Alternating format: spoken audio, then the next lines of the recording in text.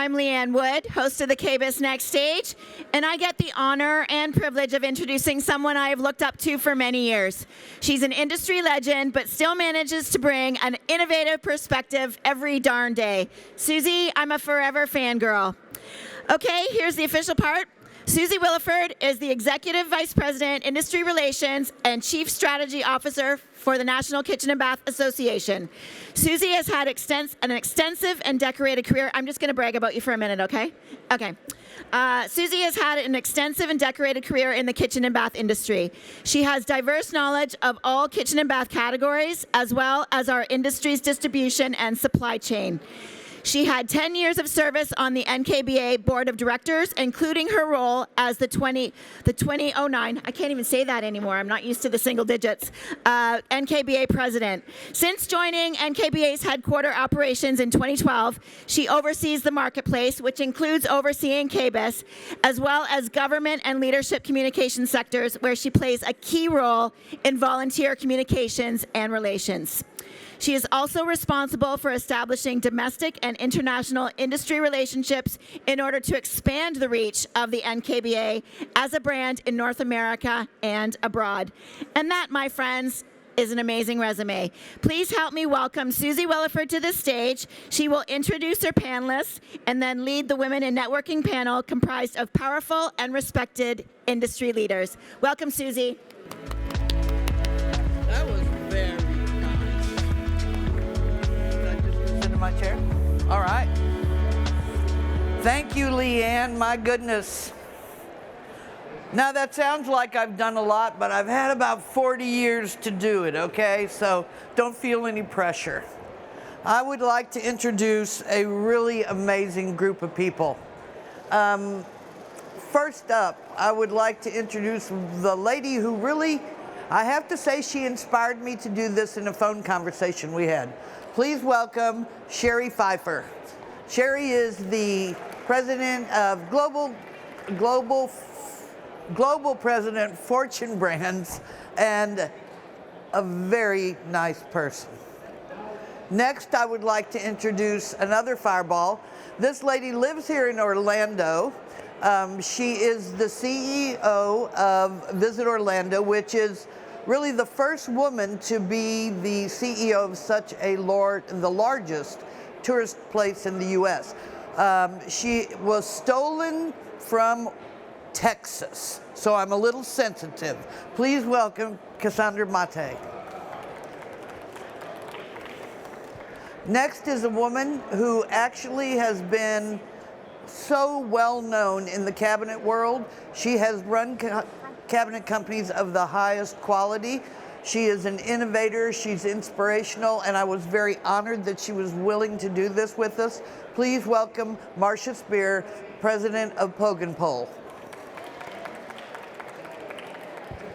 And last but not least, a very innovative, intelligent woman who inspires me and keeps me rolling often with ideas. A true entrepreneur owning her own marketing firm, and she actually is the person who represents for PR both this show and the NKBA. She's CEO and owner of White Good. Please welcome Cheri Qualls. So I'm really pleased to bring this group of women together. And the way this got started is Cheri and I had we have this in conversation with, it's a webinar, right? Yeah. I always get confused between webinars and podcasts. It's a webinar that, my kids always say, webinars have pictures. It's a webinar that I do, and Cheri was my guest. And you always go into something with a preconceived idea of what it's going to be. It was nothing what I expected it to be. She was so open and honest and real, and shared with me things and shared with all of us that watched it. And I kind of went away from that, and then she started talking about leadership. And I realized that this was a woman who not only had a massively big job, has kids, single mother, has to travel, but she gives back. And so I asked her if she'd be willing to do what she does with other groups with us, and she said yes. So that's how this got started. And I think the reason why is because women bring emotion, intuition, a lot of things into their workplace and into their decision making that really will drive a company in the right place. You know, I always say we've got really good guts. We know 9 times out of 10 what's the right move to make. So we're very excited about to have that. So I don't want to do all the talking, and I can come back to some of this, but what I really wanted to do is kind of get each one of these women, how long do we have here? 30 minutes? Okay. I want each one of these ladies to be able to share with all of you how they got where they are, what their story is. You know, we all have a story. So I'm going to start with Cheri.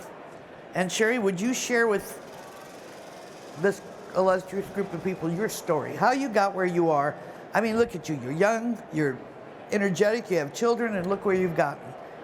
Well, thank you very much, Susie. And I was so pleased with that interview. It was not the easiest thing to open yourself up and be vulnerable, but Susie made it a very easy thing to do, and I was honored to be asked to do it. And I'm really thrilled that it led to this here today, and we're excited for it to lead to more in the future for women in the industry. Not going to spend a ton of time of how I got to where I am. That's kind of easy to find on LinkedIn, but I know in a conversation recently, we talked a little bit about being able to do hard things. And so when I thought about what I wanted to share this morning, I actually bought one of my child's assignments. She's in 6th grade. From December that I found. But it really came with this idea of believing in yourself, because I think we can all do hard things and do hard jobs if we believe in ourselves. And you know, for me, I think you're born believing you can do anything. And I don't know if any of you have stopped to think about when in your life that changed and how it changed. And maybe for some of you it never did, but for a lot of people, there is moments or a time period that you go through that. And there's a great video out there. It's called Always #LikeAGirl. Highly recommend you go and look at it. It actually was used in a Super Bowl ad campaign in 2015. So we play the big game Sunday. Look up Always #LikeAGirl and see what you think. But in this video, they have older girls and younger girls, and they're asked to run like a girl, throw like a girl, fight like a girl. And the older girls are making fun of themselves as they're doing it. So they're running like this, and they're throwing like this, and they fight kind of like this. And the younger girls come up, and they are, you know, running like they are gonna win the marathon. They throw a ball like they're throwing it to the moon, and they fight, you know, with fists out. And they're feisty, and they believe they can do it. At the end of the video, they show the older girls what the younger girls did, and you just see it in their faces, and you feel their emotions, what has happened to them, and they want a do-over. And unfortunately in life, a lot of times we don't get do-overs, but we can learn how to move forward. And so it's really, it grabs my heart every time I watch the video. And when I thought about doing hard things, I thought about that video. And I want people to believe in themselves, and I want my children to believe in themselves. And so, you know, I'm here to pay it forward because I want to help other women in the industry, as Susie said, but I also want my 11 and 13-year-old to never stop believing that they can do it. So I want to share this because this is why we do the things we do. And it is dated December 2nd, 2021. And it says, "Dear Danny," my daughter's name is Danielle, "if you're reading this letter, you are 30 years old, and I'm writing to remind you about the dream that you had for your life when you were 11 years old. Your major desire in life was to become a businesswoman like your mother." And it goes on to do a whole bunch of other things, but the last paragraph closes by saying, "Do you still dream of being successful and productive like your mom? I hope these dreams influence my actions by making sure I am responsible, creative, and being myself. I think it will influence my values because I've already been trying my hardest and being myself. As a conclusion, I hope when you read this, you're happy and you've achieved your dreams and goals. I'll see you when you're 30. And so, you know, that's why we do this. You know, for all of you, and more importantly, for that next generation to come. And, you know, my daughters have faced a ton of adversity the last couple years.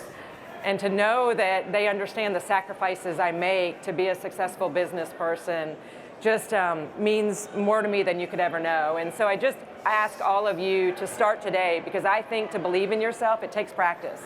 It just doesn't happen. I was blessed with mentors that helped me overcome some of the times where I might have thought I wasn't capable, but we all are strong. We're capable. We can do hard things. But tonight when you go to bed, just please spend a minute thinking about something you did today that you're proud of. And do that every day that you can for the next 30 days until it just becomes habit for you. Because truly, I am blessed to be a part of this industry. I'm blessed to have crossed paths with people like this. And you know, I'm thankful for the mentors I've had and the people that I've been able to mentor. So I'm sorry, I took it a little different direction, but when I knew I had a moment, I wanted to share that. Is anybody at all surprised why I invited her to be a part of this group? I mean, every time I love her, but every time I talk to her, I cry. Because I have a 31-year-old daughter that if she wrote that letter when she was 10, Cheri knows her, she would now be able to say yes. Yeah. And maybe there's a part of that I played in as a mother. So, you know, women in leadership, we're leading a lot of things. So thank you for sharing that. You're just amazing. Next is a woman who, as I said, came from Texas over here to Orlando to run the largest visit, a CVV, right? It's actually a CVV. Yeah. And she moved her children over here, and the story, I mean, there's nothing easy about that because they're not babies. And so please share. Oh, sure. And I think, echo what you said, I think there's going to be some themes here, right? There's moments in our life and there's crossroads, and it's up to you to choose which path you want to take. I think when I look back and part of my story is sometimes it was not easy, right?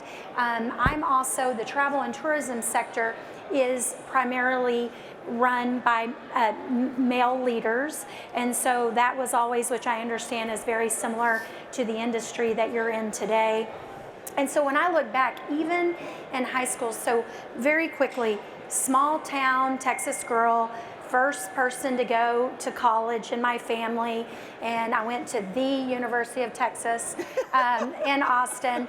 But I had a teacher my senior year that approached me and felt like maybe the University of Texas would be too much for me. Can you imagine a teacher who's supposed to be so? And I tell you that story because that was a crossroad in my life that it drove, and it was fire. So whatever motivates you, it was an opportunity for me not to only prove her wrong, but myself that I could do this, right? And then fast forward into college, in my second year, my family approached me and said, hey, we're not going to be able to send you to school anymore, so you need to come back to your small town and, you know, be in the family business. I said, no. And I literally got 3 jobs. I paid for my sorority. I paid for my college, and it was the best decision for me. But it was a moment in time, again, I had to dig deep in a really hard time and say, who do you want to be? And you can be more. And so progress forward, I had an opportunity 11 years ago to become a CEO of Visit San Antonio, and now I've been in Orlando a year, which in the travel and tourism sector is truly the pinnacle of my career. But I think that, you know, part of my discussion with Susie is that whole work-life balance, and what does that look like? I have an 11-year-old and I have a 13-year-old son and daughter. And it was, when we told them about the decision to leave Texas and move here, it was very emotional. And it was one of the hardest things I ever had to do. But my husband was my #1 fan. He was my cheerleader. And it was just an opportunity of a lifetime. And fast forward now, my daughter, a year later, is like, this was the best transition for her. My son is still giving me a little emotional grief, but we'll work through that. He's a big sports guy. But I do think that there's a myth about work-life balance. just this morning, got up extremely early, had that morning routine, getting the kids off to school, some with bad attitudes, some ready to take on the world. And that's a normal life, right? That's a normal morning. This afternoon, I will be meeting with our mayor, and then I will be taking the kids to volleyball and to guitar lessons. And that's just my life, but what it is, it's about setting priority. It's not work-life balance. I am who I am, and a big part of that is my professional life.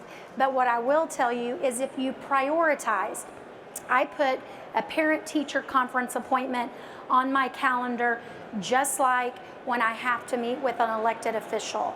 And it's just part of that. You've got to be true to yourself and make sure that you put the priorities that are your first priority and live by that. And I do think if we look at anything that COVID or working through this pandemic has done, is that there are some old school leadership that now are a whole lot more flexible than what they were, because people have seen what you can do in a hybrid model in a work environment. So I think especially for mothers, because I often say, yes, I'm the CEO, but I also am a mother, which is a really challenging job, right?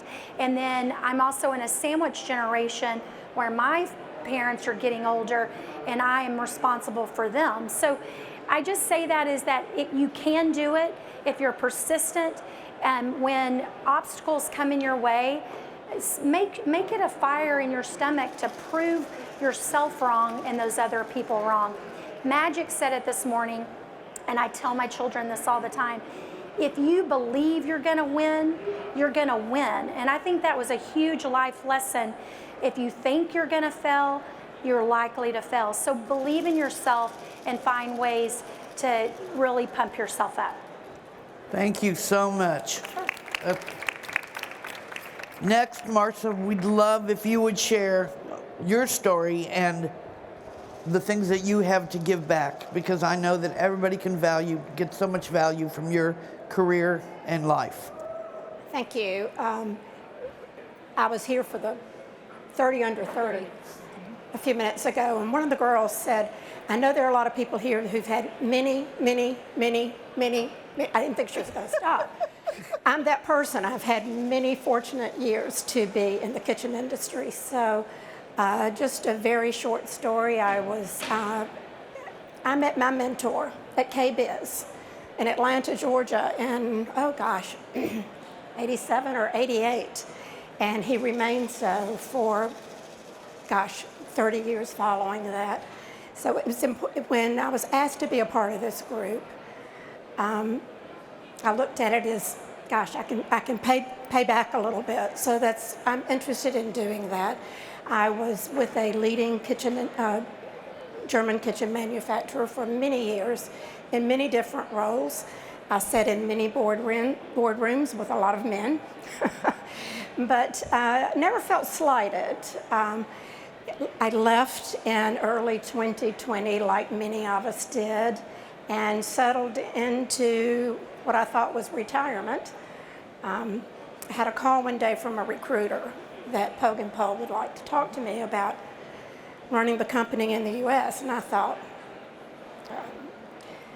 okay, I can talk. I went to my husband's office and I said, I had a strange call today. I explained it to him, and he said, you would not do that now, would you? And I go, it doesn't matter. There is no German company that's going to appoint a woman leader. So I set it aside, but the conversations continued, and of course, curiosity got the better of me. So I'm happy to be here today and fortunate to be representing Poggenpohl. It's a different ride from this total salesperson that I am, and moving to operations and a lot of back and forth across two continents. So I'm happy to be here. I have always been a huge proponent of internship programs. I would get these phone calls from showrooms going, I really need an intern, I really need an intern. Well, you don't really need an intern to answer your phone, and you don't really need an intern just to rearrange your door samples. So we've always been fortunate to partner with young people, give them a program and an opportunity to have the passion that we do in this industry. The girls and gentlemen earlier in the program said that there are a lot of young people in the industry. I don't quite feel that. I think we need more, and I think they need to see the kitchen industry as a long career, not a stair step to something else. So I'm happy to, as I said, excited to be a part of this group and share experiences. There's a lot of product knowledge here at KBIS, but we don't often get the opportunity to share the experiences that we've had. So thank you. Well, thank you for sharing and for being with us. And Poggenpohl made a great move. Yeah, they did. We'll see. Well, Cheri, you have an interesting story too. Why don't you give us a little bit of how you got here? Super. Well, Susie, thank you. And thanks very much for giving me this opportunity. I was very moved by Cheri's deal. You know, as I reflect on the 40 years that I've been in this industry, and think back on the hard work and the tough times, it actually started with my father, who is still alive. He'll be 90 years this summer, and he's still pushing. He pushes my buttons every Sunday night, and every Sunday night my husband says to me, give him a break. And I'm like, no, I think he's still trying to drive me. And in a perverted, weird, upside down way, dads can do that. I'll be 65 this year. Dad was not somebody who believed that women couldn't do things. He just didn't believe women could do them as well. And I've always I'm the oldest of 5 kids, and I had a brother who was very close to me, and Fritz was very much that golden boy. And he, in a very odd way, along with my dad, set the pace for me. And I think one of the things that all the ladies have said is that we need to recognize when there are buttons that are being pushed that can actually drive you, that allow you to do the hard things, as Glennon Doyle said, and to make really hard decisions. Do I stay in a marriage that isn't great? Do I stay in a job that isn't great? Do I believe that I really am going to make a difference? And if you do, then make the difference. If you don't believe the marriage is right, get out of it. If you need to move forward, and don't let any of the folks that have been pushing your buttons, wanting you to go that way, force you to do something that you aren't necessarily going to benefit from. I have to say that I do believe that my dad wants the absolute best for me, but I think he also knows that if he doesn't push those buttons, that I might not go as aggressively against something or for something that I should. And it's fascinating to me because even at this point in his life, he is still there at the table, driving. But it's been amazing for me. And I will say that the first 20 years of my life I spent on the client side, and I was very blessed to have some amazing male mentors because in those days, there weren't any female mentors. But when I decided to leave the client side and buy this agency, I bought this agency from Ann White, who was 10 years my senior, and she paved a path in this industry with some amazing clients that gave me the opportunity to step in and just keep driving it forward. So I really believe, Susie, that this is a hugely important thing to do because we do open the paths for each other. And it's not that we don't love men, believe me. I love men. And I have an amazing husband who very similar to Casandra, and I know also Susie, because Susie's husband I know personally, are very happy to allow us to have a front row seat. And that's also pretty cool.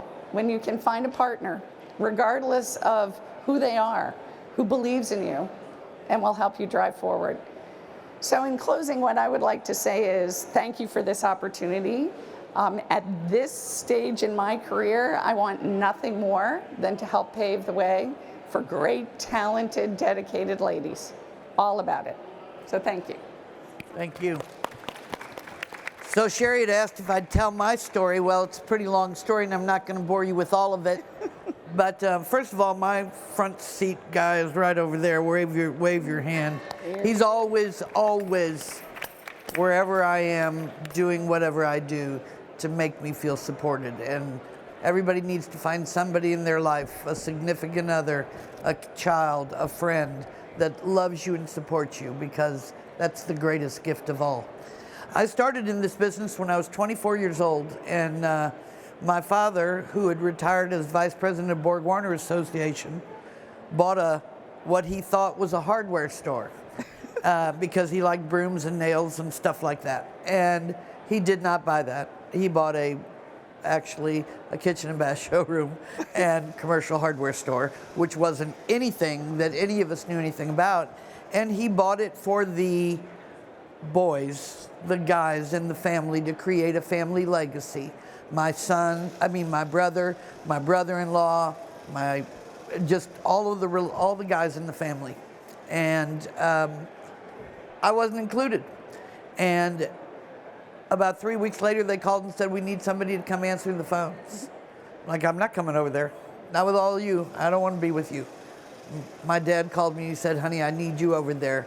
Won't be long, maybe a month or two. I'll pay you $2 an hour. Okay. Back then, that was not even that wasn't even fair pay back then. And I did it because I loved him and I wanted to help him out. 18 years later, when we sold the business, all the boys were gone.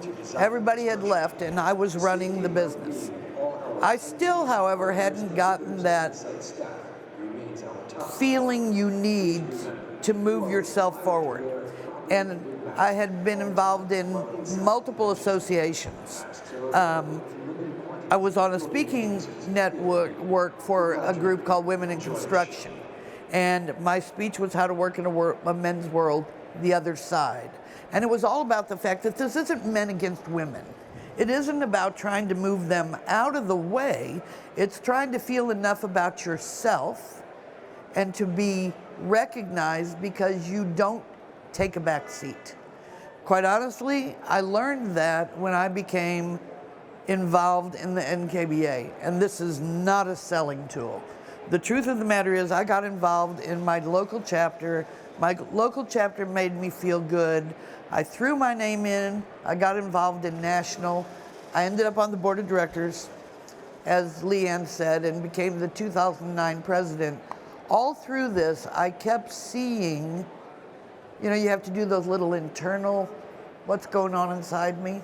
And I kept seeing these things about myself that I would stop and think, I might be able to do more. And every time I tried to do more, I didn't always succeed, but that just kept driving me. And then I was lucky enough to have children, and I knew that I had the opportunity, not the responsibility, the opportunity to be an example. And then when I was lucky enough, after I got out of the industry, almost 40 years of end users, that's enough for me. I decided that it was time to do something else, and I was lucky enough that Bill Darcy gave me the opportunity to come to the NKBA, and he said, would a past president ever work for the association? And I said, there's nobody that knows better how to give back to the industry that gave me my career. And so it has been the best thing I could ever do. And through being able to do things like this, no one that's at this show can go home and say they don't feel a little more confident about their job, are a little more confident about their talent, are a little more confident about their industry, because you're going to see somebody here that recognizes you, believes in you, expects the best from you, and you go home and you know what happens, you expect the best from yourself. So this is not about young people, old people, this is women of all ages. So we welcome all of you to this. We're going to formalize a little bit more. What we're actually trying to put together is a weekend. Women's Day is March 8th? Correct. And we're trying to put together an event that would be, you know, people would buy into the event, be like a spa-like weekend, mind, body, and soul. We haven't got it put together yet, so keep going to our website because we're going to work on it. We're going to have these women, we're going to do some webinars. There'll be more formal coming out on it, but we couldn't wait to announce it here. We certainly hope everybody participates. Thank you so much for joining us here. We appreciate it. Yeah.